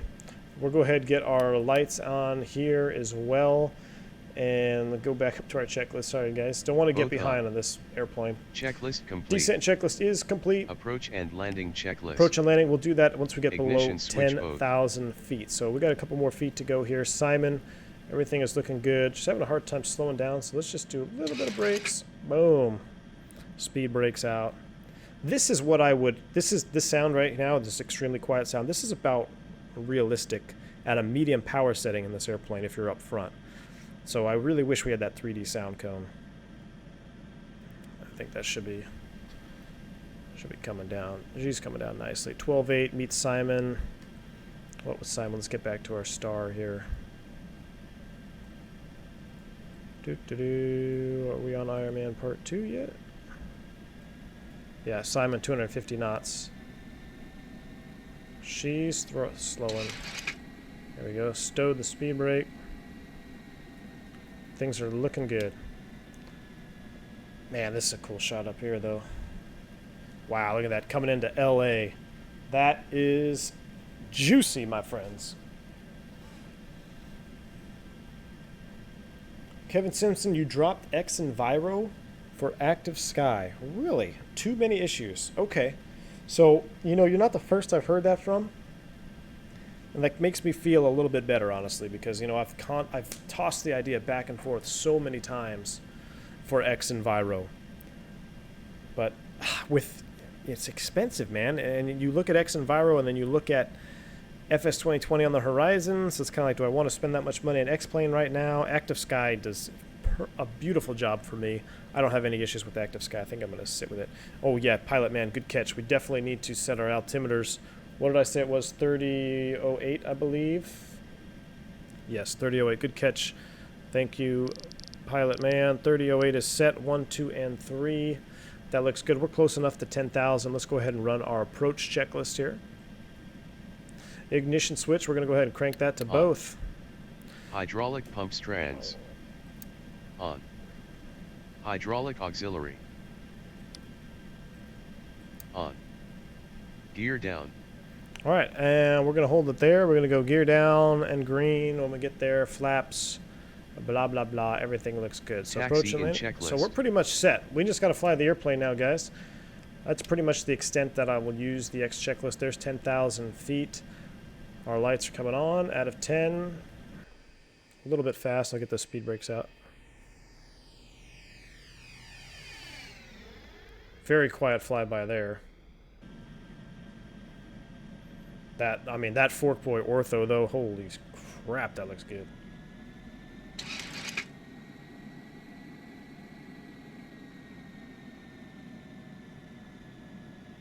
Daniel Smith Iron Man 2 was as bad as I remembered it. Yeah, Iron Man 1, man, the original is the best. Definitely. Jeremy Harvey says your friend just flew a 321 Neo and he loved it. Smooth and quiet. It definitely is, man. I love the Neos. Neos are freaking awesome. I know they got engine kinks right now, but they're a sweet airplane. So it looks like she's doing a decent job at maintaining the speeds. We'll let it come all the way back. Let's see if it goes down to 210 at Cliffy. We'll see if she makes it. You could turn everything off here momentarily anyway. Hand fly it, but I'm so conflicted when I'm simming in this airplane because I want to look around so much, but I also want to hand fly it because it is such a fun plane to hand fly. This plane hand fly is really nice. Although I'm a little bit nervous for my landings, I'm not going to admit. This T-tail design, as you guys witnessed on the 727 stream, if you flare high in this airplane and you run out of energy, you are going to pretty much crash land this sucker. So, being an Airbus guy, I have a tendency to just flare when I feel like I'm supposed to flare because I fly an Airbus for a living. I'm going to really try my best to not do that with this airplane. I'm going to really try to fly her down and just land her with some power in there and just get a nice butter. I don't know if we're going to get a butter. I highly doubt it. I would just like anything other than a hard landing or a crash at this point. I've only done, to be honest with you, I didn't even do a landing yet in this airplane in probably almost a year. So I did take it off, I flew it around to make sure everything was working. I haven't done any landing practice though in a while, so that's my disclaimer. However, I am aware of the consequences of flying this sucker high or flaring high on this airplane, so I really gonna try not to do it. Everything is looking good. 7.6, ascending 6,000, 210 on the speed. I think we can go ahead and get our slats out. Yes, we sure can. We're gonna go out to position 5.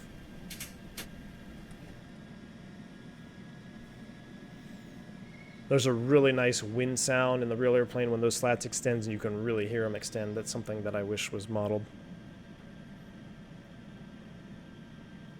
We also... Did I set the DH? No, I didn't set the DH. Good catch, Spags. Let's go ahead and put that at 200. And we'll go ahead and set 109.9. 109.9, 251 is the course. That looks good. We're going to self-vector ourselves here once we get off the arrival. So there's our 1,000 feet to go. 7 for 6. Things are looking good. Flaps 5.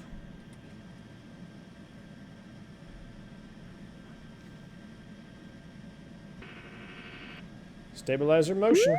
Subscriber. Edwin White, thank you for the subscribe, man. Really appreciate it. Glad you're enjoying the content. Leveling at 6,000. Look at that condensation coming off the wings there.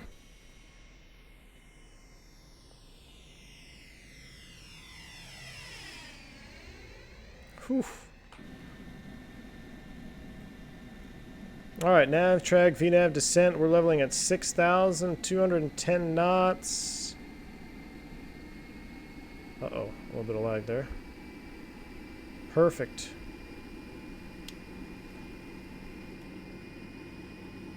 That's a thing of beauty. That is a thing of beauty.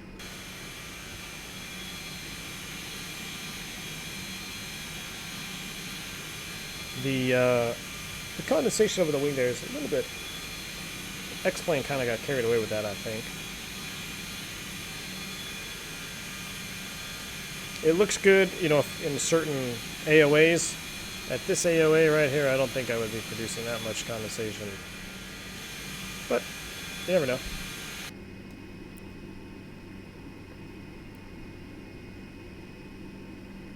Alright. We are pretty much on a vector, so I'm going to go ahead and select heading mode. And let's look at our chart real quick. For 25 left, Honda is 3,600. So I'm going to go ahead and set 4,000 pull for descent. And we're going to go heading mode. Heading select. Oh, I forgot. Oh, no. There we go. Makes it just, it's easier if I go up here.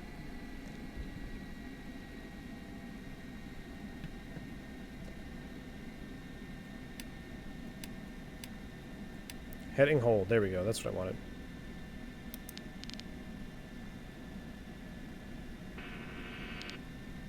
We'll come right to 085. Oh, I set 5,500. I didn't want to do that. The manipulation here is just a little bit... 3,500 is good enough for me.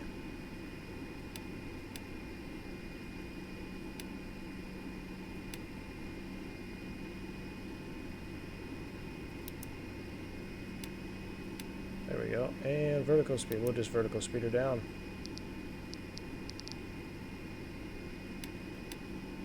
There we go. 3,500, vertical speed down, 1,200 feet a minute. We're going to select manual speed. Let's go ahead and bring her back to 180. And a right turn now. We'll go out just a little bit further because I'm a little bit high there, a little bit miscombobulated. Have I ever seen LA landing east? Whew, maybe once or twice, man. It's pretty rare. Pretty rare. They'll land with a 10-knot tailwind before they change runways around, that's for sure. Dougal, no problem. I will do it, my friend.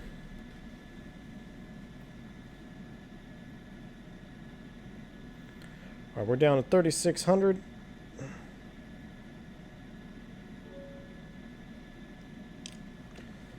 There goes that condensation. Cool. All right, we can probably start our turnaround now. Oh, that's speed, not heading.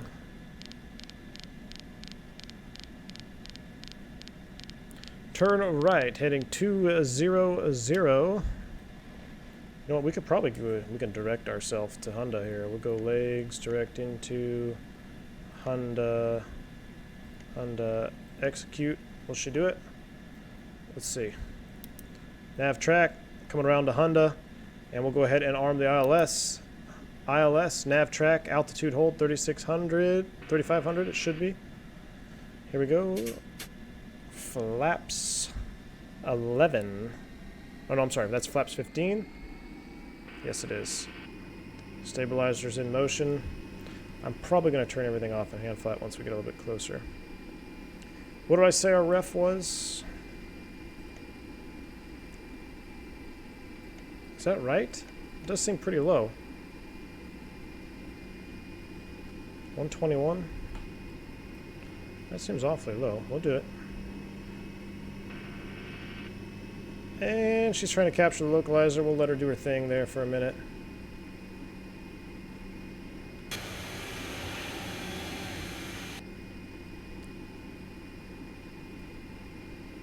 Speed limitations for flaps 28 through 40 is 200, so we could technically drop flaps 20 right now if we wanted to, but AOA is looking good. Everything's looking good. We're going to maintain this position here. Carter says click, hold, and move the mouse if you want to fine tune. Oh, so you can click and drag? Okay, I'll check that out. Thanks, Carter. Max Frank, appreciate it, man. If you haven't already, smash that like button. Thank you, thank you. We're on low track. Let's go ahead and drop flaps 28.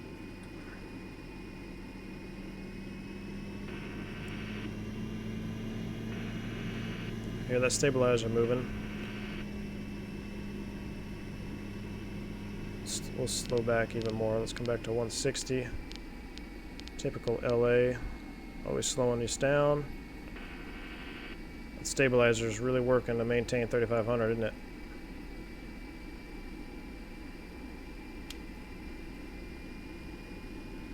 .251. Heading is 251. Let's set that. 160 knots to Lima, cleared approach, ILS 25 left, TWA 313. 160 to Lima, we'll do it, cleared approach. So we're just waiting on the gear now, pick up our checklist.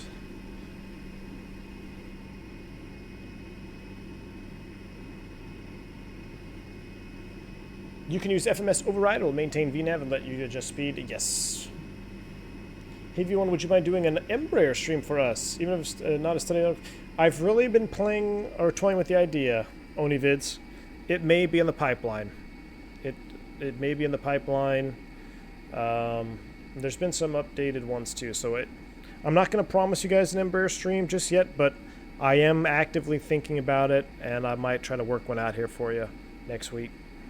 If not next week, maybe later on, but it is in my mind. Berto, after a certain time, they land east. Maybe late at night or early. I don't know, man. I'm trying to think. In recent history, all my LA has been west. I know I've landed east a couple of times. Just a very rare. Arm the auto brake with flaps down. Oh, you're right. Flaps down. We can go ahead and arm it. Nope, we're not flaps full yet. That's right. All right, let's go gear down. Let's pick up our checklist.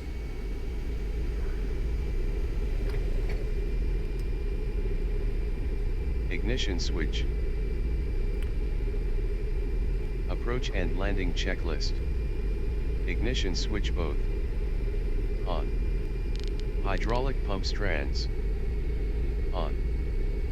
Hydraulic auxiliary. On. Gear down. Down. Gear is down at 3 lights. green. Flaps. 40 Landing. set landing. Nose light. Bright. Bright. Speed brake. Armed. Arm. Auto brake We're not going to do selector. max, we're going to do medium. Max. Auto brake mode. Is armed, isn't it? It is armed. Arm. Alright, Checklist complete. let's do it. Taxi in checklist. We'll worry about you later.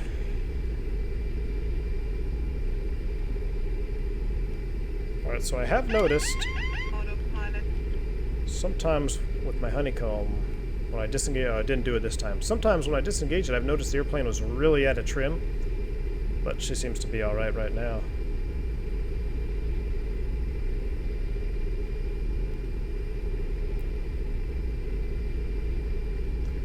We're approaching 1,000 stable, on speed, on the slope. Things are looking good. I'm going to go ahead and come back to our... Oh, he said our ref was 121. I'm going to bug 130. 140 seems a bit fast. We are relatively light, so...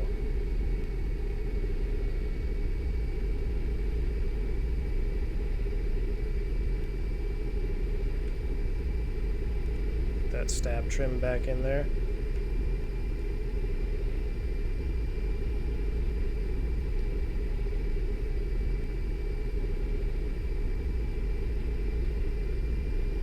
Yeah, you know what? That does seem pretty low on the speed. Oh, you know what? Auto thrust off. I'm pretty sure that's not the proper way to disengage the auto thrust, because I've got that flashing thrust light. I have to bind that. I haven't bound it to my honeycomb yet. 140. Yeah, I don't know about that. I'd have to ask. I'd be curious to ask, because I've always done the approach speed about 130-ish knots. But maybe they have some limitation where they want that 140 in there. Although that does seem awfully fast. Like I'm having to push down now. We're still 2 whites, 2 reds. We just went 3 rights there. 200. Nice long runway though.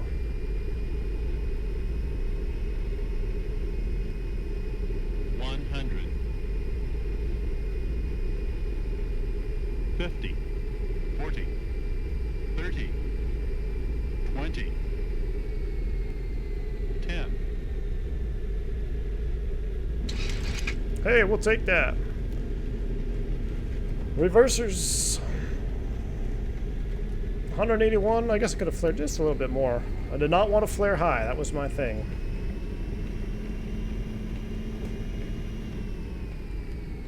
Manual brakes. Ladies and gentlemen, a welcome to Los Angeles. Morov, I just saw that corner. Don't blow the tire this time. Hey, man, I don't think I blew the tire on that 7.2. I'm pretty sure that was a just a random failure. I will not take credit for that blown tire. All right, we're going to go ahead and maintain configuration here as we cross the other runway here. Go to the north complex, or go to the south complex. Cross this 25 right, though. We do have time, though. Let's go ahead and reconfigure. Get the APU fired up.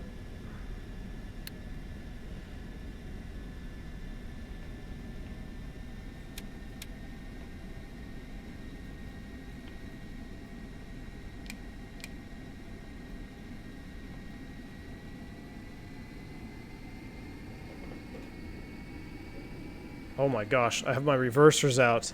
Wow, I'm like, why are we not going forward? Total brain fart moment right there. So this auto thrust thing, that's because I disengaged the auto thrust without doing it properly.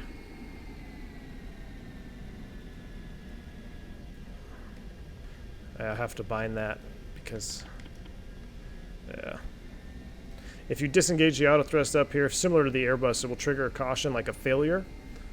So you need to have that bound. I just hate having red lights flashing at me. All right, we're cleared across to the 25 right.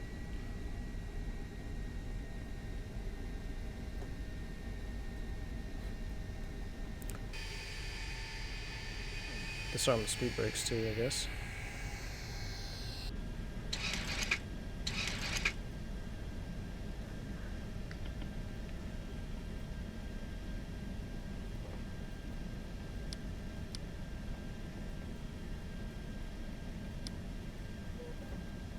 And we'll go ahead and secure engine 2. So we're going straight in over here to the left. We'll get the rest of our lights off.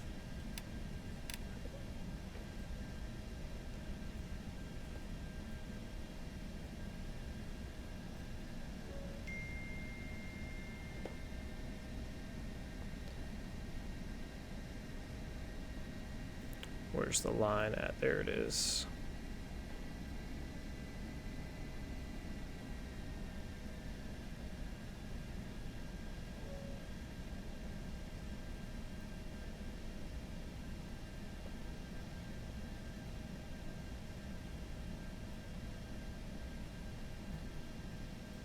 Wojtek, just in time for landing. Excellent. Do I not have a... I guess I don't have a marsh stir at this gate. Oh, it's one of those auto ones here. MD80, that's us.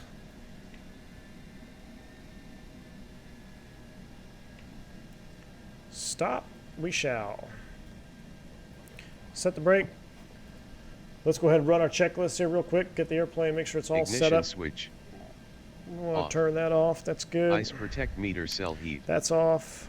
Off. Landing lights left and right. They are off. Both off. Nose light. It's off. Oh, let's taxi Dim. in. Flight let's skip that. director. Parking checklist. Parking brake. Parking HP checklist. bleed. Both off. Parking brake. Set. There she HP goes. bleed. Both off. Fuel valve. Both closed. Fuel pumps.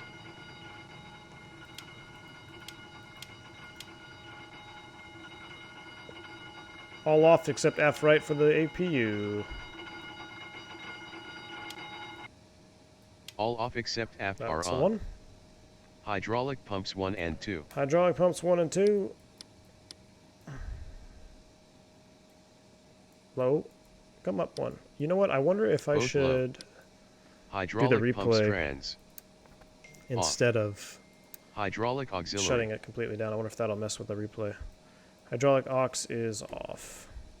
Off. Anti-COL light. Anti-collision light is on the FO side. Where are you at? FO button. Off. Seat belts. They are off. Off. Transponder.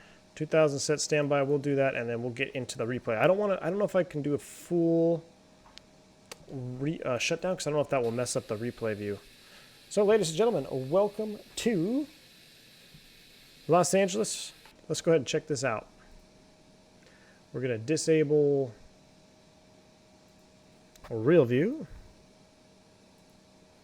Yep, and we're going to put you into replay mode just like that, and we're going to go here, toggle replay. A little bit more. How about there? Perfect.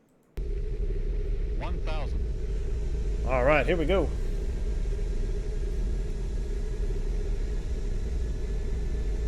$7,000 sub-Euro trip. I'm super pumped for that. Max rank, you know it, man. We're going to do British Airways 1 from Kennedy to London City Airport. 7-hour stream for a 7K celebration. And then we're going to be doing some Europe stuff out there. So it is coming. Expect Honduras here shortly as well. We've got a lot of cool things in the pipeline here, so I'm excited. 3 more U.S. flights, and then you can go back home, Daniel Smith. Awesome, man. Could you let us know your sound environmental sound settings, please? Cockney John? Yes, I can. You want to take a look at the sound settings? 500. I'll pull them up here briefly for you. You can pause it if you want. That's what I'm running right now. Pause it there if you want to take a look at it. No chiropractor required on this one. Good landing, Captain. Thank you, Max Rank. Appreciate it. Spags, that's how you do it. Yeah, that was definitely better than the 727. It was no butter, 400. but hey, better than the 7.2, that's for sure. Frank C. V1, have a great landing. Have a great vacay. Catch you next time. Thank you, Frank. Have a good one, my friend. Back up to the terminal. Yeah. Taxiing backwards. 200. Awesome flight. Thank you, Dougal. Wojtek, we'll watch the recording. Excellent, man. 100. Yes, I Delta Aviation. This is X-Plane. 50. 40. 30. 20. Oh, man, that's cool. Seeing the lights 10. out there, too, getting closer. Oh, baby. 178, according to that one. 55 feet above threshold. I'll take it. I will take it. Let's see one from right here. 50. I love those 40. slats down like that. Man, that 30. looks good. 20. 10. Beautiful approach, great landing. Thank you, Via Koenig.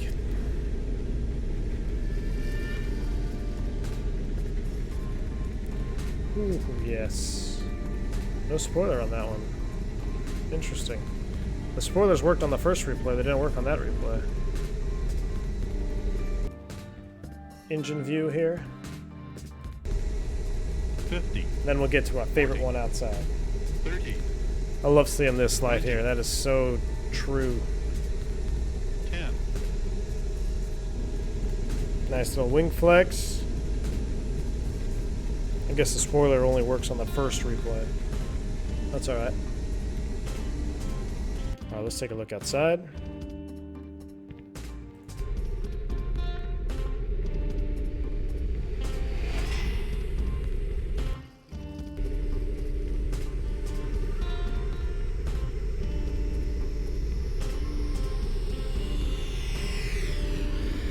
Oof.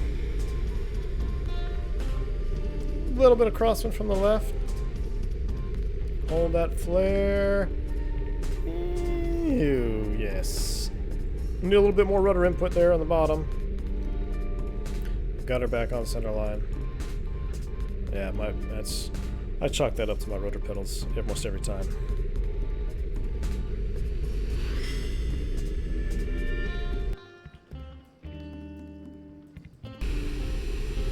Captain Berto, have a good one, man. Thanks for stopping by the stream. We'll see you next time.